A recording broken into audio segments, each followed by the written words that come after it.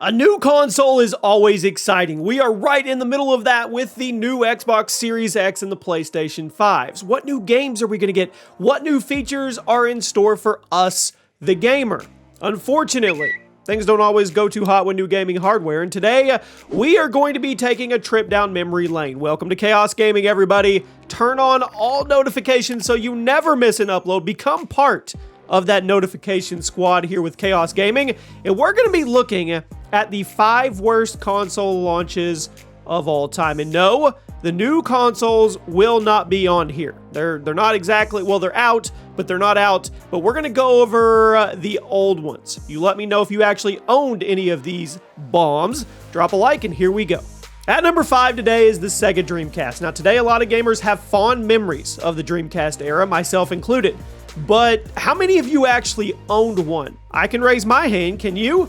The SEGA Dreamcast launched in 1998. It was discontinued less than 3 years later due to the extremely low demand. In fact, the Dreamcast was such a failure that it was a turning point for SEGA. It pushed them out of the console marketplace for good. Now, the Dreamcast was released as part of the 6th console generation, so here's your competition: the GameCube, the PS2, and the Xbox.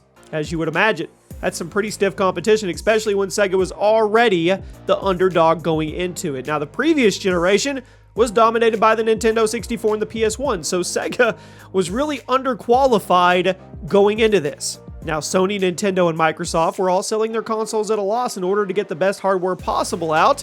The Dreamcast was more cost-efficient.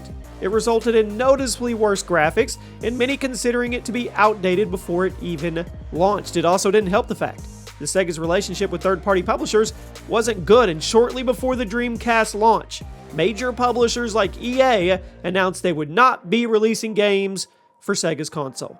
So the Dreamcast ended up selling a grand total of 9 million units, which sounds like a lot, but it's pathetic compared to the 22 million of the GameCube, the 24 million of the Xbox, and the 155 million of the PS2.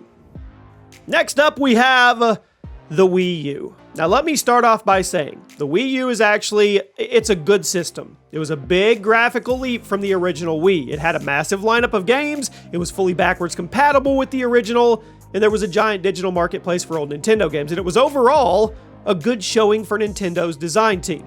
The failure of the Wii U is actually not the fault of the developers. It's the fault of the marketing. The Wii U launched in late 2012, a full year before the Xbox One and PS4, and you would think with that extra 12 months it would give Nintendo a head start. Wrong.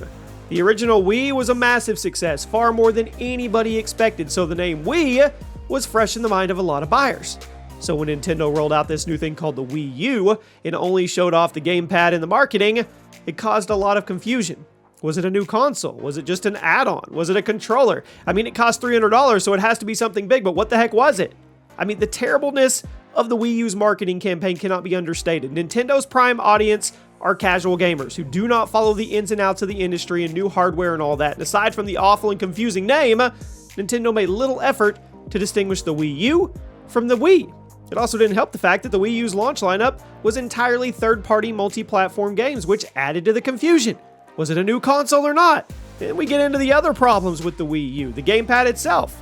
A lot of people just don't want to play games on a tablet, or they didn't. It was trying to be a hybrid of a handheld and a home console, and they really just jumped the gun. The bad marketing ended up losing Nintendo, the casual audience, and the subpar hardware ended up losing Nintendo, the hardcore audience.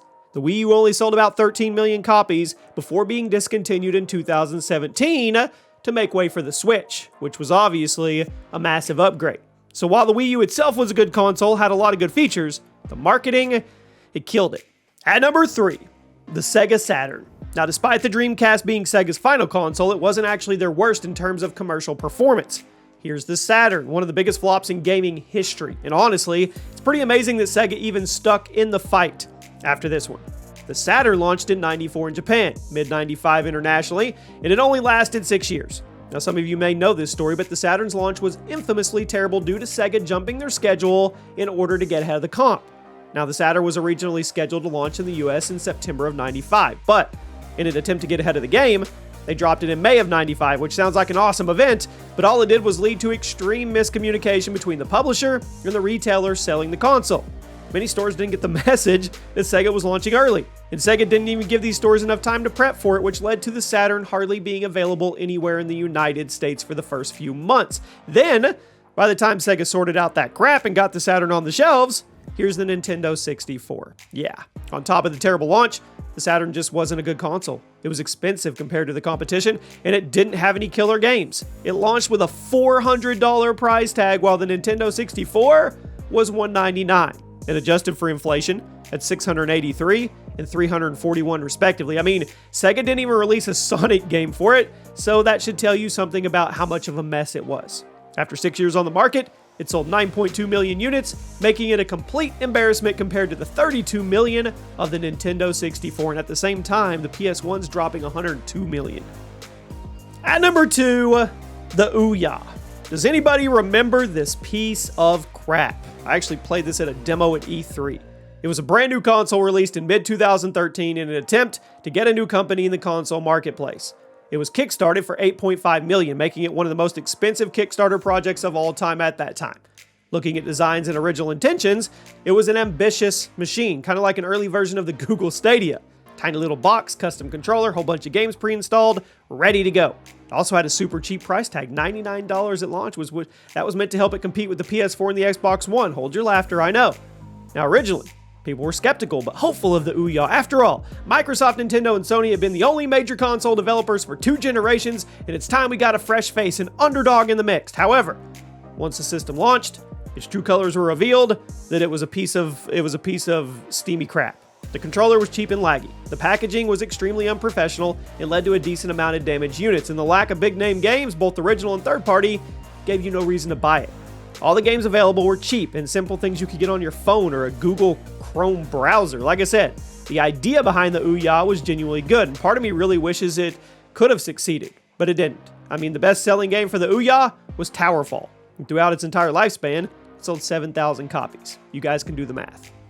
And at number 1 today, the Virtual Boy, Nintendo's biggest failure. It was way ahead of its time, but that didn't save it from the fact it was also a piece of crap.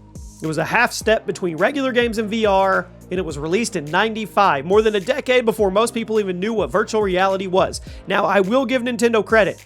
It was ambitious, but you don't have the tech to make your vision come to fruition. It's probably a good idea to just let it rest and simmer in the oven for a while. The Virtual Boy launched in '95, and it was discontinued the next year.